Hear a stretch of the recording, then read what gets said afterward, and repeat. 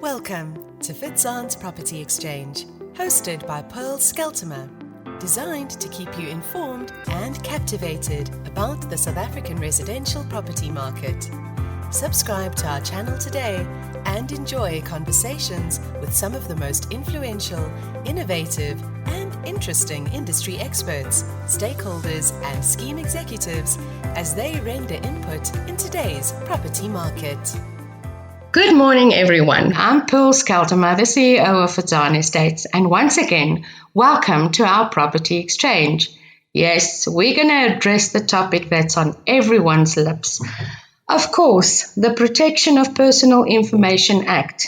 Here, the time has come. The deadline for registering or handing in manuals and registering your information officer is effective the 1st of July. This deadline brings forth significant changes to the administration of community schemes, particularly when dealing with members or other stakeholders' personal information. So this morning we invited a learned and dedicated young attorney, Dilen Heerschop. He attended the Northwest University during his period of studies. He attended an exchange program at Erasmus University, Rotterdam, practicing in the international maritime and transport law. Upon completion of his studies abroad, he obtained his LLB cum laude. How's that? Congratulations! Thereafter, he enrolled and successfully obtained his master's degree in estate law at the Northwest University. He is currently employed at Schuler Heerschop Pienaar Incorporated Attorneys, specializing in property law, including the law pertaining to community schemes. Welcome, Dilen. Thank you for inviting me. I'm honored to be here. I've seen a lot of your podcasts, and I think these podcasts are an extremely helpful and dynamic platform, which in my opinion is definitely worth watching. Thank you so much, but it's really our honor to have you, especially on this topic that everyone wants to know about. So let's kick off. I have many questions. What exactly is the purpose of the POPI, or the Protection of Personal Information Act, and what will compliance entail? Yes, I think this is a question that has been on everyone's lips since we've seen the stringent implementation of the POPI Act and the deadline steadfastly approaching. Well, to start off, the cornerstone of the POPI Act is contained in Section 14 of the Constitution. This affords every individual the right to privacy, which then in turn also includes the right to privacy in relation to one's personal information. If I had to summarize the POPI Act in one sentence, it merely enables individuals to moderate the access to their personal information that other people have. So I think this is the purpose of the POPI Act, is a tenet worth protecting. And from a practical point of view, I would not necessarily want everyone to have access to my personal information, especially when it comes to intrinsic things like my bank account details. And this is exactly why the POPI Act was implemented, to ensure that this personal information is moderated and that the individuals have the right to moderate which personal information other persons hold of them. So coming to what will compliance entail, as you've mentioned, firstly, we'll have to appoint an information officer. I think that's one of the most important aspects that needs to occur on or before the 1st of July. And then secondly, as you've also mentioned, implementing a policy document, or a POPI manual for lack of a better word, which then encapsulates the principles of lawful processing. So just to give you a brief overview of these principles, the first principle is that the purpose must be explicitly defined and documented. And this, in a layman's terms, is what personal information are you collecting? We are collecting the following. So the purpose must be specifically defined, and we must understand why we are collecting this personal information.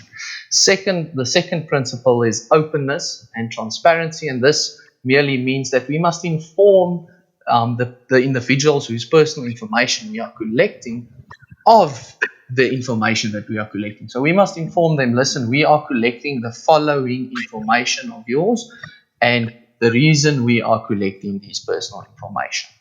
Then the third principle is lawful processing. So this is the justification for the processing, and there are a few grounds within which someone can lawfully process another person's personal information. The first, naturally, being compliance with a statutory obligation. Some or other act is requiring you to keep a record of this personal information.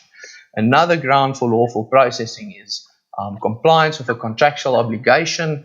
We see this a lot in a community scheme context, as the memorandum of incorporation in a homeowners association will require the scheme to collect certain personal information. So that's another lawful ground. The third principle is that the processing must occur on a lawful basis. This would mean this is the justification of why you are collecting the personal information.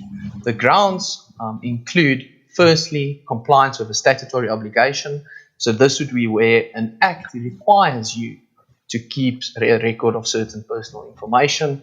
The second ground of justification would be in compliance with a contractual obligation, and in a community scheme context, we see a lot of this in a memorandum of incorporation, where the MOI requires you to keep a record of certain personal information. The third ground for lawful processing would be pursuant to a legitimate interest, and then naturally, where none of these grounds of application, grounds of justification are of application, the consent of the person whose personal information is collected is required. The fourth principle for lawful processing is that the processing must be the least evasive processing.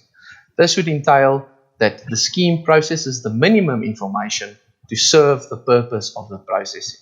As we all know, community scheme administration is not dependent on the shoe size of the tenant or the amount of kids that the person has, and as such, the minimum amount of personal information should be collected, and these types of redundant personal information should be refrained from. The fifth principle of lawful processing is that the information must come from a lawful source. And naturally, a lawful source is not Facebook, so I would suggest that we refrain from getting any information from Facebook. The Act prescribes that the best source of personal information would be from the person whose personal information you are collected directly from him or her, alternatively from another source such as databases. The sixth principle is information quality. This, in essence, means that the information that you process must be complete, accurate, and updated when necessary. And then lastly, and probably the most interesting one, is the information security. So this would be the measures that the scheme or any person processing personal information puts in place to ensure that lawful processing occurs. Okay, we're going to come back to personal information. We've recently sent out communication to all our clients. That would be sectional title schemes as well as homeowners association, informing them of their responsibility to comply. We've received feedback from some of them saying, but why should we have to comply if Fitzahan Estates is our managing agent? They control our personal information of all the registered members. So why should either the body corporate or the homeowners association compile this manual or register an information officer? It's such an interesting question. I think everyone has received this question, myself included, and the simple answer to the question is we must boil it down to who has the obligation to process the personal information. And as we know, the Sectional Title Schemes Management Act, or the Companies Act for that matter, requires the scheme to process the personal information. As such, the scheme is obliged to adhere to the POPI Act, and then naturally, as the managing agent, is also obliged to adhere to the POPI Act as they process it on the scheme's behalf. It seems that there is a dual compliance obligation from both the community scheme and the managing agent to ensure that POPI is adhered to. Okay, so just to put it quite clear, all community schemes have to comply. All community schemes have to apply. You are quite right. Okay. Let's come back to personal information. What exactly is, what does the Act define as personal information? You said that it has to be lawful. We can't ask for shoe size and things like that. So in other words, my attempt to know whether some attractive young men are married or not should not be lawful information. Well, if their consent is obtained, where there's a will, there'll probably always be a way. But to come back to personal information, it's the legislature in defining personal information in the POPI Act is quite broad, and it mentions any information that can be linked to a person, whether it's a natural or a legal person. So this, in a community scheme context, would then include identity numbers, full names, contact details, a mailing address, and then it goes further by stating things such as your shoe size, for example, is constituted personal information. Your opinion on something is constituted personal information. Really? Your opinion? Opinions and beliefs form part of personal information. So, in essence, anything that can be linked to you, it forms part of personal information. Oh my gosh. Okay. Section 19 of the POPI Act requires an organization, being the community scheme in this context, to ensure that suitable measures are in place to maintain the integrity and confidentiality of information pertaining to owners and residents by preventing loss, damage, and unauthorized access to this data. What measures can a scheme put in place? Well, thank you for the question. Firstly, before coming to the measures, we must understand the purpose of Section 19. The purpose of Section 19 is to ensure that any person who processes personal information conducts a gap analysis. Some people call it a personal information impact analysis. And this entails that you will have to sit down and determine which information is held by the scheme, who has access to such information. You must determine the current safeguards that you have in place, and then naturally foresee any possible unlawful processing of personal information. And then if there is any of these foreseeabilities, naturally implementing measures to prevent it in future. So the Act makes reference to two different types of measures in this regard, which is organizational measures and technical measures.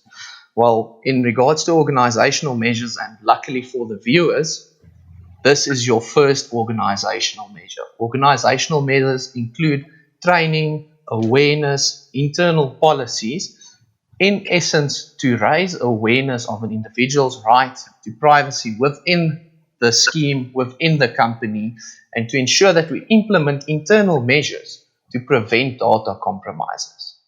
Secondly, coming to technical measures, these are all of these IT competencies that I know nothing about, such as firewalls and password encryptions and antiviruses and any tech measures that you can take to prevent any unlawful processing of personal information. Okay. Just to come back to the practical side. So I'm a managing agent. I manage Scheme X.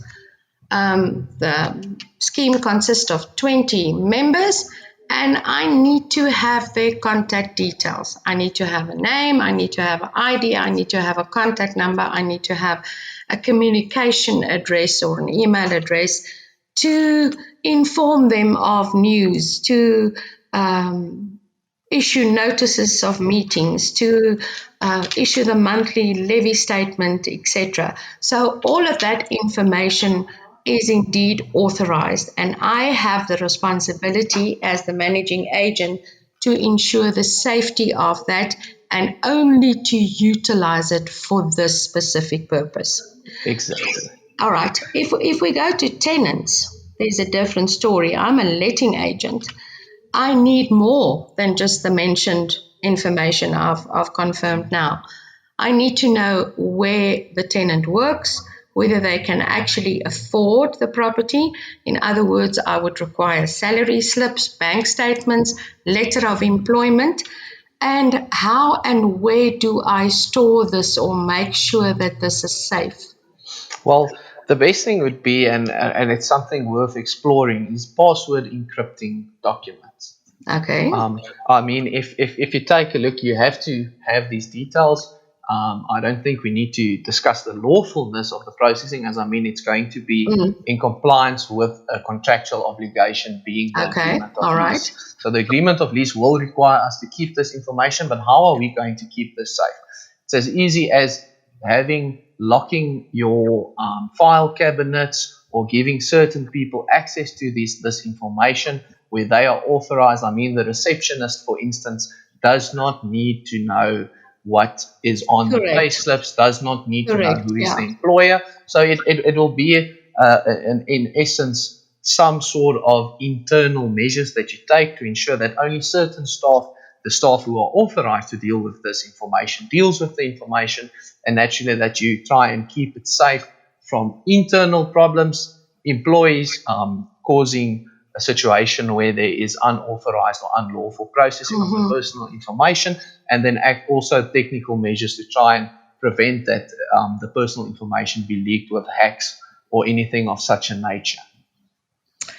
Okay, we're coming back to things we might have discussed before, but I just want clarity. Who is then responsible for ensuring compliance with the provisions of the POPI Act? Well, as I've mentioned, the POPI Act requires that we appoint this information officer. This would now be the person who will ensure compliance with the POPI Act.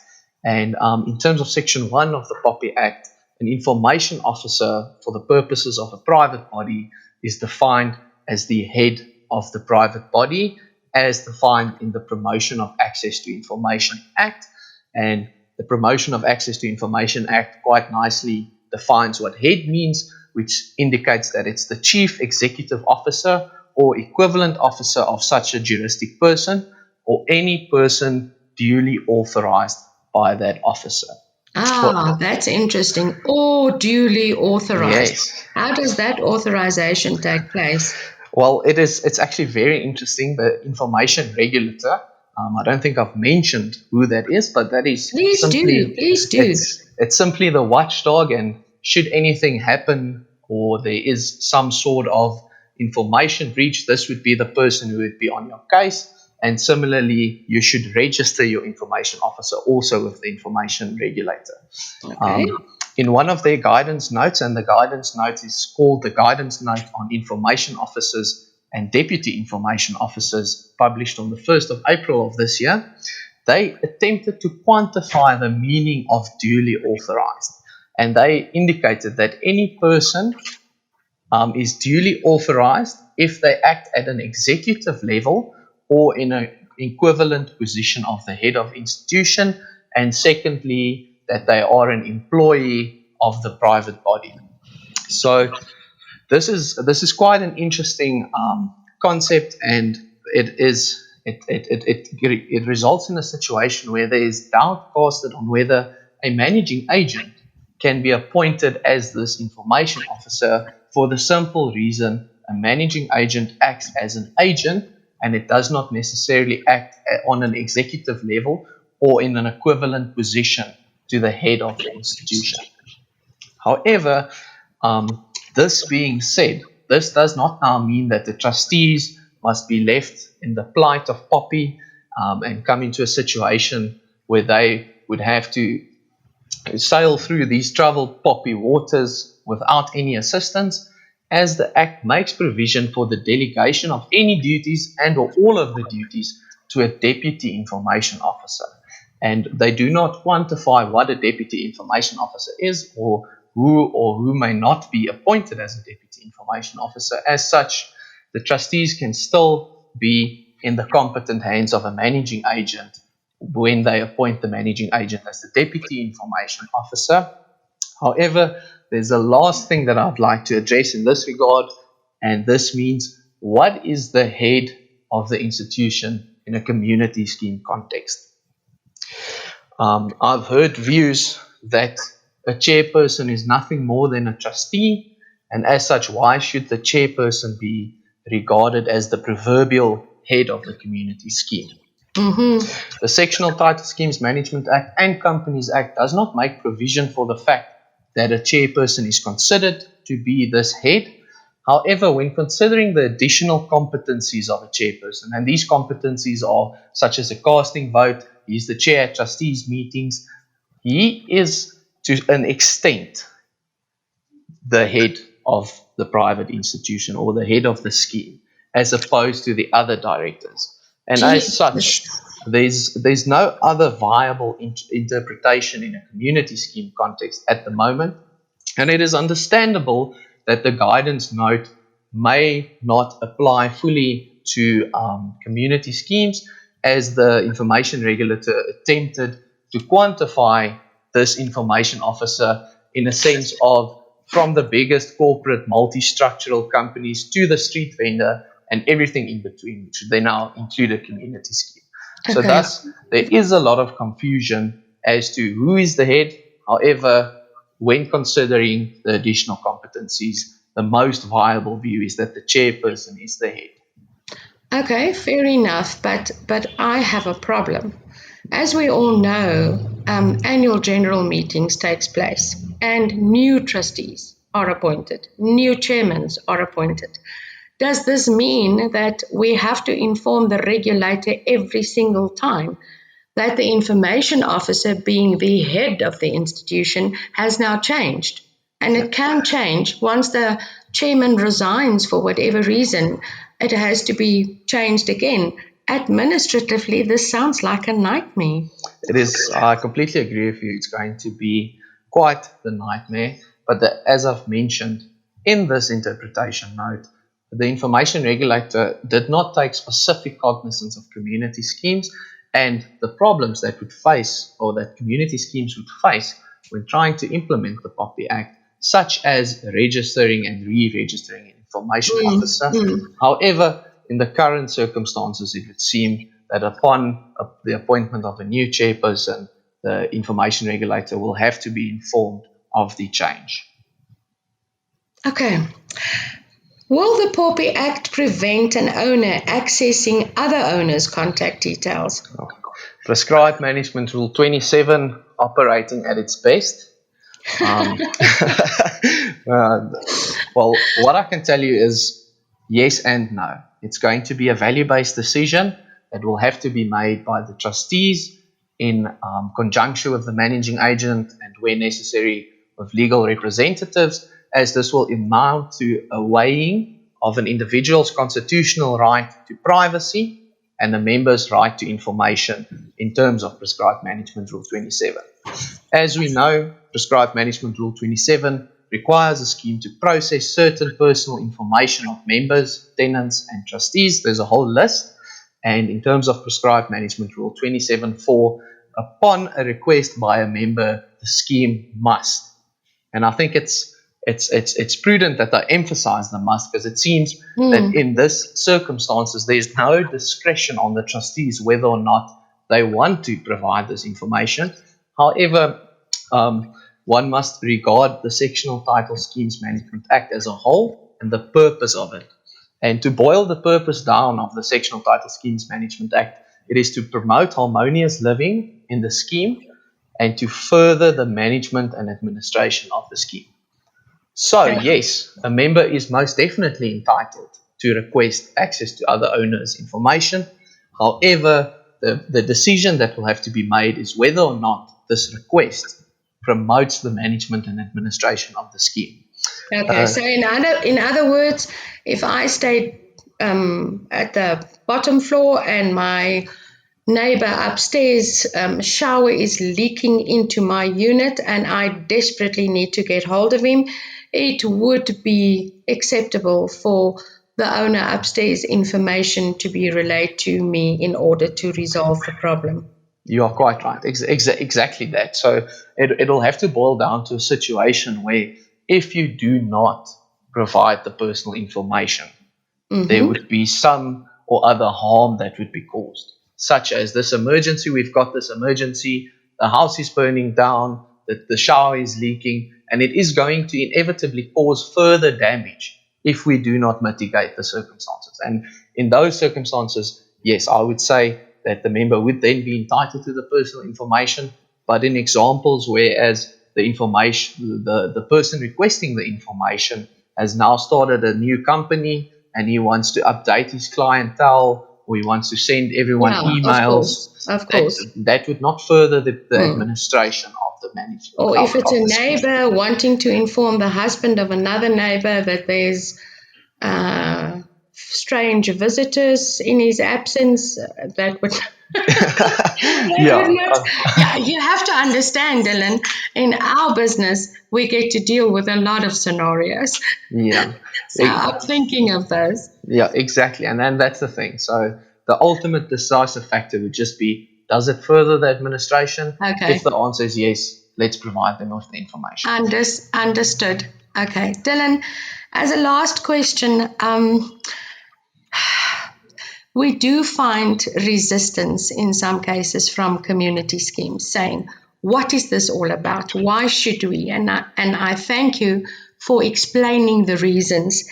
I think we should end off to say, if we as the managing agent has informed our client of their responsibility to comply, and the resistance continue as to, we don't want to be part of this, we are not interested in compiling this manual or appointing your company to do so, what can happen?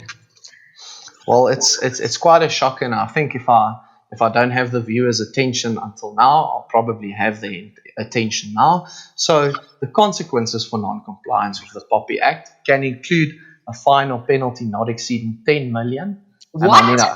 Say that again? 10 million rand. Goodness. Okay. And I don't think any scheme's reserve fund is willing or able to provide 10 million rand for a breach. So I think the consequences are quite serious. A further consequence is imprisonment of up to 12 months. And then just to add insult to injury, notwithstanding these consequences that the scheme will face from the information regulator, the person whose personal information has been compromised may also institute a common law damages claim for such a breach of privacy. So 10 million rand, 12 months imprisonment, and a damages claim from the owners whose personal information is compromised. Okay, so the advice is comply, please. Yes. Prevention in this instance is definitely better than cure. Okay. Dilen, I'm sure that most of our listeners would have more questions. I would like to thank you for this informative session. If they want to get hold of you, how can they do so? They can email me at dilen@shplaw.co.za. I'll spell it DILEN @shplaw.co.za. They can contact our offices on 011 763 3050. And if it's really a POPI problem, they can contact me directly on my cell phone number 079 522 4241. And for all of the attentive listeners, yes, I do consent to you processing my personal information. Oh, wow. What a fitting ending. Thank you so much, Dilen. I really enjoyed this. I'm not saying that I know everything. I'm definitely going to get hold of you for obtaining more information. But as part of our continued commitment to our clients, we can provide you the required protection of personal information policy documents to tailor fit these needs within a community scheme context. These policies will be an all-in-one guide to ensure your community scheme's compliance with POPI and PIA Act. By the way, Dilen, we haven't touched on PIA. Do you quickly want to give a comment on that? Yes, I will most definitely give a small concluding remark. And I think maybe this could be a platform for another podcast that we can specifically address questions relating to PIA. But in essence, the Promotion of Access to Information Act is an act that entitles you as a person whose personal information is held by a secondary person to request that personal information. So let's say for whatever reason our firm holds certain personal information. We've got correspondence from you, we've got some other agreement that you've given us, we phoned you and the telephone call has been recorded. All of this is naturally personal information, and in terms of the Promotion of Access to Information Act, should you require this information to protect a right or to exercise a right, you are entitled to request this information from our officers, and that we are then obliged to provide you with this information. Okay. Dilen, you've got my head spinning. More and more questions, and yes, a second podcast on this is definitely necessary. Thank you once again for your participation, and thank you all. We will be talking soon. It's my absolute pleasure. Thank you for the opportunity. This was Fitzan's Property Exchange, hosted by Pearl Scheltema. Not only do we keep you informed on the very latest in the property industry, we also empower by expanding your knowledge base. Make sure to visit www.fitzan.co.za to find out more about sectional title scheme management, letting, sales and trustee training. Remember to subscribe to our channel and follow us on all our social platforms.